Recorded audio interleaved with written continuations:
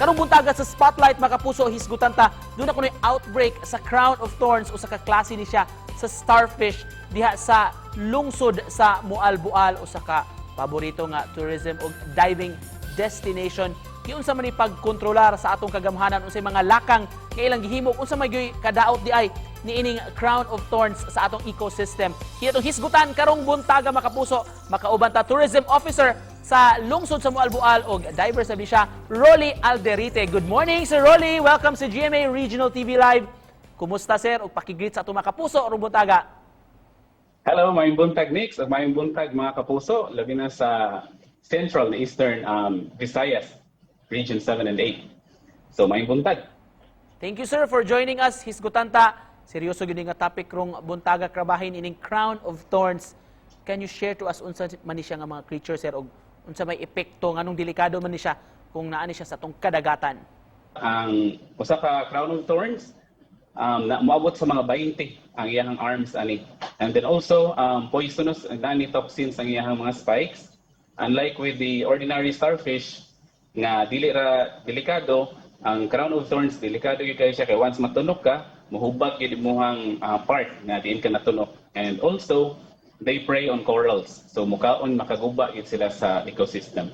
Sa inyong gipost ni atong August 30, Sir Rolly, diya sa inyo sa Mualbual, kumusta naman, sir, ang inyong assessment nga gipahigayon sa pagpanguha ninyo ni mga Crown of Thorns?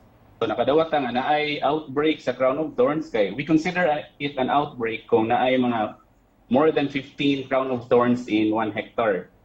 So to nag-conduct ta og control operation in partnership with the dive shop operators and the Mualbual Underwater Task Force. Nagpatigayon ta og control operation. Normally, ang control operation nga ginabuhat before is i-collect man ang starfish or kaning dapag or kaning Crown of Thorns. But on the recent studies, dili day siya maayo nga kolektahon kay mas stress di ay ang Crown of Thorns kung imuhang kuhaon sa tubig. So what we do, ina-injectan ra mo siya og white vinegar or acetic acid. Sa inyong mga dive operations, sir, no, inyo maning maingon tang gi-neutralize. Unsa may pamaagi ni sir gihurot ninyo, sir? Like sa usa ka area, unsa may how can you determine kung okay na ni nga usa ka dive site after nyo na neutralize ang mga dapag? As much as possible, next gusto gyud namo nga mahurot siya kuan inject pero di na gyud na mahitabo nga mahurot nimo kay again mutago man sila ilawom sa corals. Kutob sa mo makita amo ag yung kanang injekan o kanang acetic acid or household vinegar. And then mo after diha mo transfer mig another area or another dive site na naay presence sa dapag or Crown of Thorns. Alright, sir, karon pinaagi ni atong programa GMA Regional TV Live. Kung doon ay gusto, Sir Rolly, makig-alayon ka ninyo sa inyong mga advokasya, asa man sila pwede makig-contact o mag-get in touch ninyo? Pwede rin kayo sila mo-coordinate sa tourism office sa Mualbual or sa Underwater Task Force. Or ang pinakadali rin yung mo-contact is mo-message sila sa muang Facebook page. Pwede rin sa Mualbual Tourism or Municipality of Mualbual na page.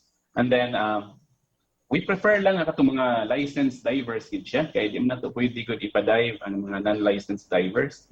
So we provide the tanks, we provide the injection materials, kanang syringe, and then also ang vinegar. Kami na provide and also the refreshments or meals for the volunteers. Thank you so much, sir, for the inputs o paghatag kasayuran na mo karong buntaga sa inyong mga gipangbuhat diha sa, of course, matahog yun kay nga lungsod sa Mualbual ang ilang tourism officer, mga kapuso, si Sir Rolly Alderite. Salamat kayo, sir!